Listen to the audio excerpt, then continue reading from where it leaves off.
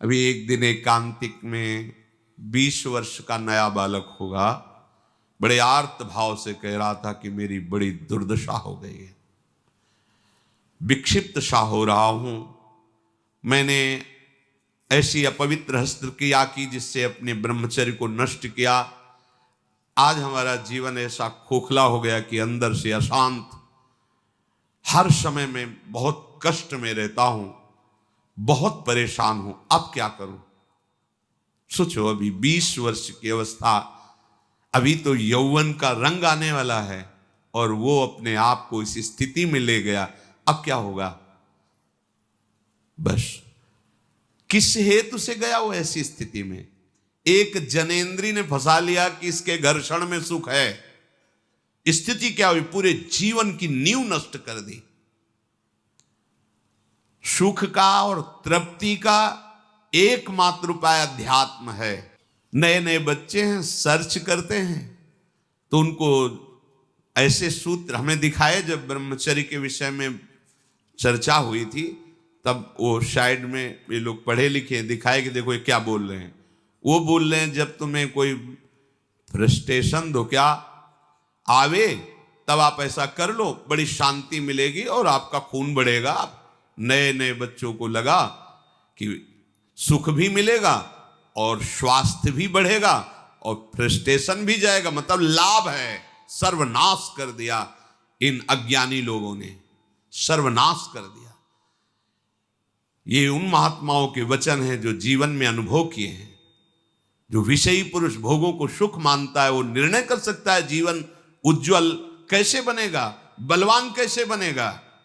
बिना संयम के, बिना नियम के आज तक कोई बलवान बन पाया है।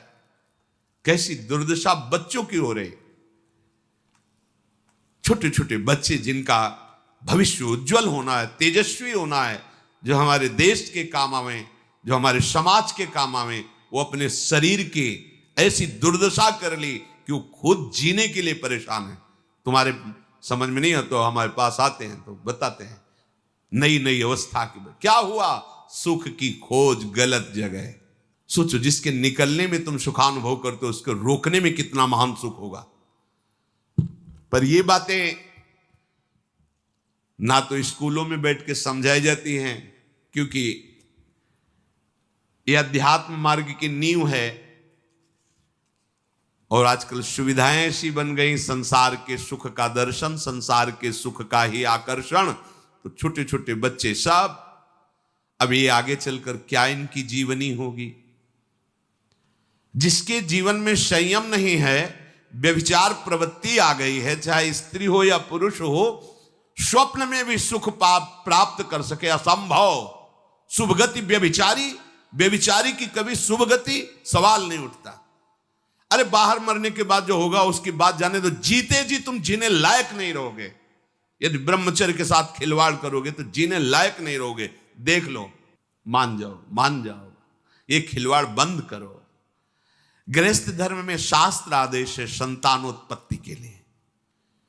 बार बार हम प्रार्थना करते हैं, यदि आप कुछ वर्ष ब्रह्मचर्य रहकर नाम जप करें, फिर संतानोत्पत्ति की सेवा, भगवान की सृष्टि वर्धक, तो आप देखेंगे आपका पुत्र तेजस्वी, बलवान, बुद्धिमान, धर्म का पालन करने वाला। जब आप ही व्यभिचारी हैं तो आपकी संतान क्या होगी। आप ही धर्म भ्रष्ट हैं तो आप क्या प्रकट करेंगे।